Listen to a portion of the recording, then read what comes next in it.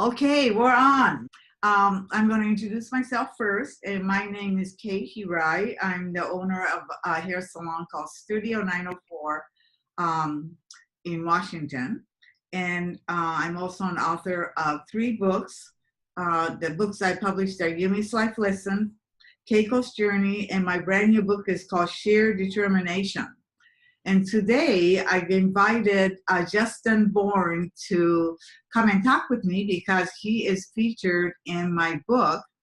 And he's one of the people that I always think of when he was working for me. He now lives in New York and doing some other great things. And I'm going to have him share that with you a little bit later. But I just want to let you know a little bit about Justin, that when he came to work at Studio 904, he entered in our apprenticeship program.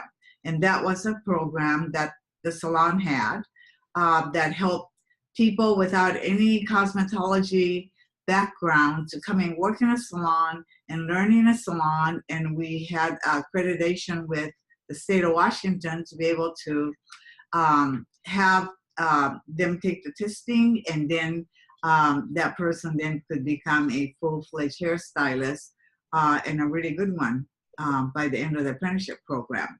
And I just wanted to get back with Justin because I think about him a lot, and I know how successful he is in his life living in New York. So, and he's one that I always felt like he followed the Kaizen Philosophy that I really believe in, and I practice it in my business every day. And it is Kaizen is a Japanese word for lifelong learning, small incremental steps. And just by watching Justin's life, I feel like he is one of those people that's really practices Kaizen in his life, and he continually keeps on growing. And so I wanted him to share with you his life and his principles and what he's doing now. So anyway, Justin, thank you for being on this interview with me. And I'm going to be asking you some questions, and you could answer my questions. So tell me what you were doing before you enrolled in an apprenticeship program at Studio 904. Well, I was a little bit in transition. I had been working in healthcare for, about probably 6 years, and wasn't particularly happy with that direction. I didn't really see myself going anywhere with that. So I had left the doctor I was working for and was working part-time as a supervisor at Starbucks. Though I enjoyed the free pound of coffee I got every week, I didn't think that was where I needed to be, and kind of pushed me in the direction of starting to explore something I had always wanted to do, and that was to do hair. Great. And you were introduced to me through your partner, John Linder. Mm-hmm. And he had recommended that I meet with you, and that's how we got started.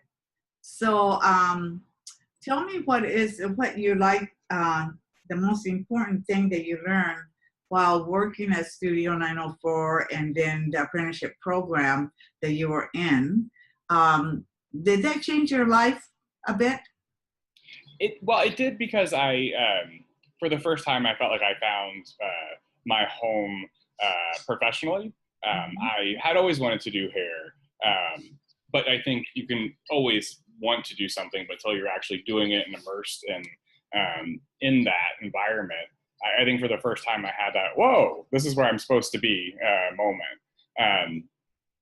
I think the apprenticeship was good. I think it is good for a lot of different types of people, and I think that's why it was successful for me. It was successful for Miriam, who I know still at Studio 904, because you can come from so many different backgrounds, but it works for, I think it works for everyone. And you just have to be a motivated individual to do it. Well, you know, Justin, so many people have entered our apprenticeship program, and so many people haven't really made it through.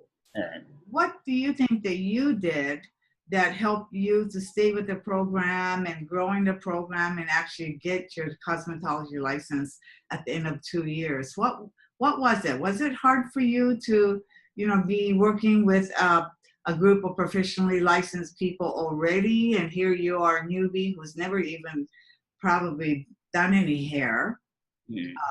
Only my own, and maybe not so successfully. Was it your outgoing person? I know that you have such an outgoing personality. Did that help you to kind of survive in this program?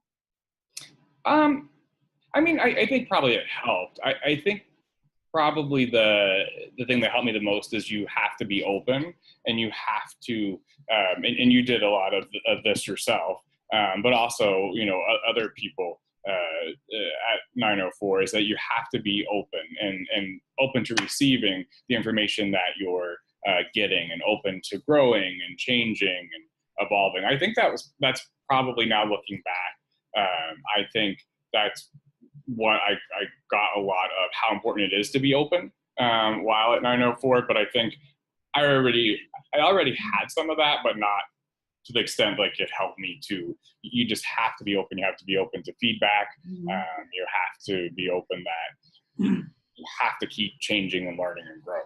And if you don't have that, I think the apprenticeship would probably be, well, really anything would be. That's why I think a lot of people aren't successful in various different programs. But I think especially the apprenticeship, you have to be open. You can't take it all so personally. I remember you telling me a lot. It's not personal. It's hair. You don't always get it in that moment, but I think as you go further along, and now looking back, I see a lot of those lessons now that I use in other aspects of other experiences and other aspects of my life, I think. Well, so learning is a very hard thing for so many people.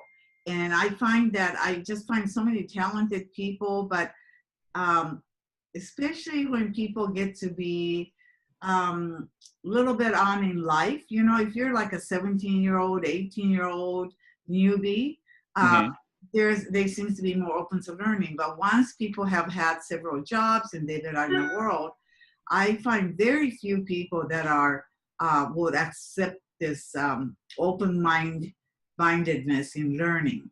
And so is that something that's kind of part of you, that you're always you're willing to learn new things?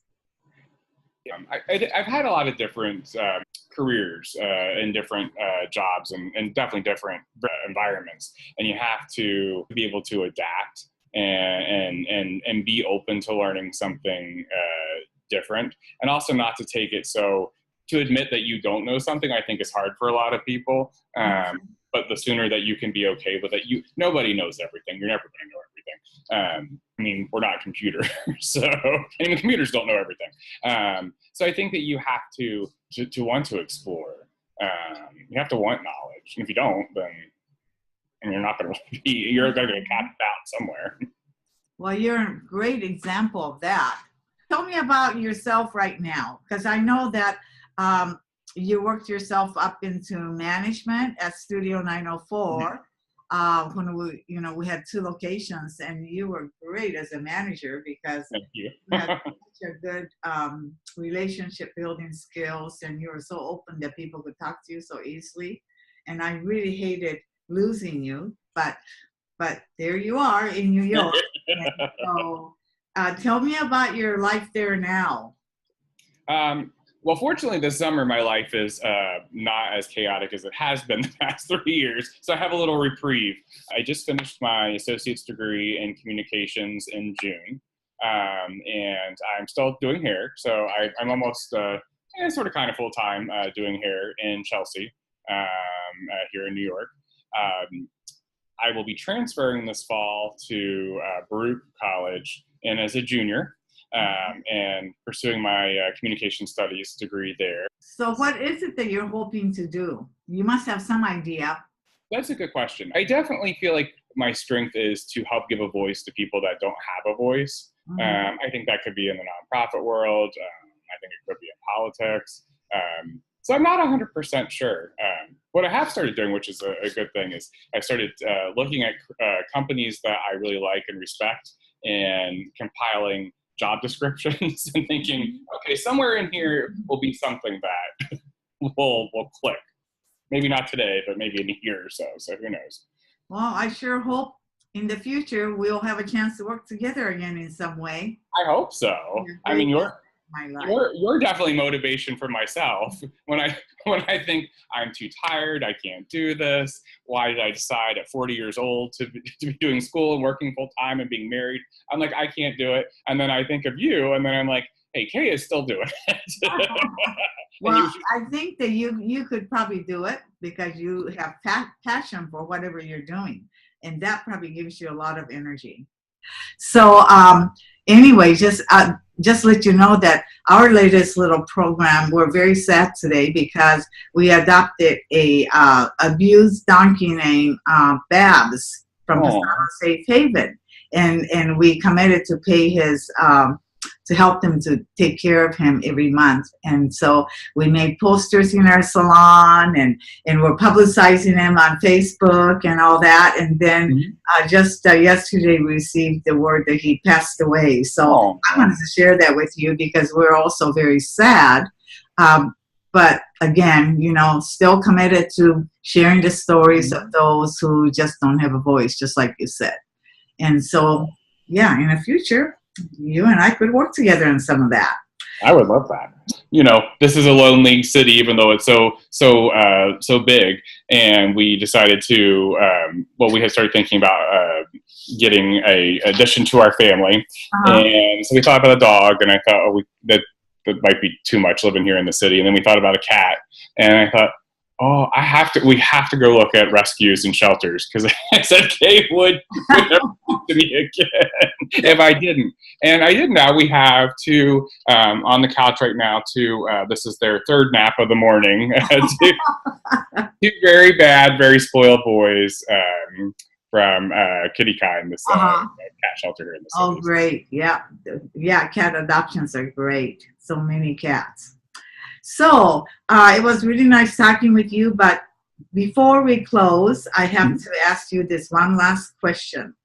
If you have one thing you'd like to offer our listeners about how to overcome adversity and live a happier life, what would that be? Can you share about something in your life? I mean, you could be as open as you like. You felt like you had to overcome to get to this point now. And if you could share that with our listeners, that would be great. I mean, I think one thing I started to, it's probably with my grandmother passing about 5.5 years ago, that really threw me emotionally, physically, everything. It was just, she helped raise me, and was definitely like a soulmate to me. And I think through that, I really had a sort of big life change. And it was what was sort of the catalyst that made me really think, well, what am I doing? Well, what's happening? And that's when I looked into starting school. I was doing some comedy. I never thought I would stand on a stage in New York City where people came and paid, and I would tell inappropriate jokes. That was only safe for dinner parties when I had too much wine. And I thought, you know, what's stopping me? And the only thing stopping me was myself. And if I look back at things that I wish I would have done, either career-wise or personally, what have you, the only person that really stopped me was me. And I think when you realize that you're in control of the direction that you want to go and your destiny, and you can't, playing the victim doesn't get you anywhere. After my grandmother had passed, it really kind of was the catalyst that drove me to do things that I had always put off or feared or thought I feared. That's when I had started school. That's when I had started doing some comedy work. And then just in the process of going to school the past 3 years, what it has taught me is that if I look back at everything in the past that, I wish I would have done this, or this person stopped me, or that stopped me, or this, things don't really, I think, stop you. I think they shift you in different directions because maybe that wasn't the right direction for you. And ultimately, it's up to you to get up, dust yourself off and move on. I mean, that can be the loss of someone, the loss of a relationship, the loss of a job. It doesn't, but still, ultimately, you're the one that's in control, and you have to find it somewhere and get up. And it might be hard for a while, but you just have to keep getting up. And if it's one foot in front of the other for a little while, and it's super slow, that's what you have to do. And eventually it will pass, and you'll get onto something a little bit more positive, I think. Great advice. It was sure good talking with you today. And I will send you our recording, and I'm going to post ours on social media, if that's okay with you. Oh, absolutely. You know, I like a little attention, so it's okay. Okay, great, Justin. So we'll hope we'll see each other again soon. Oh, of course. Okay. Okay. You visit to Seattle. Okay. Okay. Bye-bye. Bye.